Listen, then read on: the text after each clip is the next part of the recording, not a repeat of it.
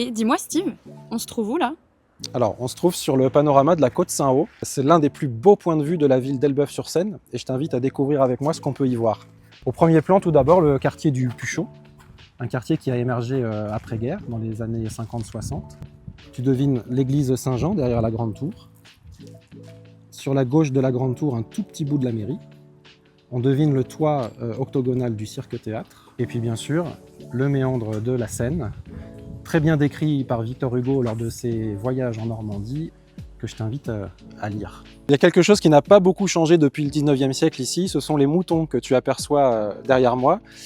Ils étaient déjà là au 19e siècle et peut-être même avant. On les aperçoit très bien sur un tableau de Guéroult qui est exposé à la Fabrique des Savoirs et qui date de 1846. Ce site et cette vue exceptionnelle sont inscrits monuments historiques depuis 1942.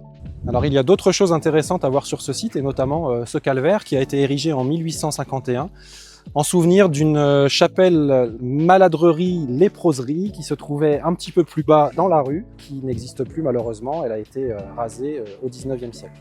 Il nous reste deux vestiges de cette chapelle, l'élément de pierre que tu aperçois ici, et le calvaire qui a été transporté sur le parvis de l'église Saint-Étienne. Il y a autre chose que je voudrais te montrer, suis-moi. Ici, la rue Arthur Hulme, qui porte ce nom depuis 1900, on la connaît plus sous le nom de Côte Saint-Haut. C'est une rue qui était largement fréquentée par les Elbeviens puisqu'elle emprunte le tracé de l'ancienne route de Bourtroude. Elle se termine par un chemin forestier qui mène jusqu'aux ruines de la villa gallo-romaine, mais c'est un chêne assez particulier que j'aimerais te montrer avant ça.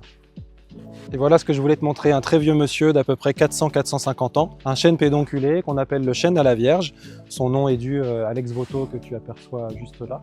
C'est un arbre qui a été inscrit sur la liste des sites naturels remarquables en 1932 et classé arbre remarquable au début des années 2000. Ce chêne est un bon point de départ pour le sentier de randonnée qui se trouve derrière moi. Elbeuf en compte 5, 40 km en tout. Tu sais qu'on est niché entre Seine et forêt, donc les amis sportifs, c'est le moment d'y aller.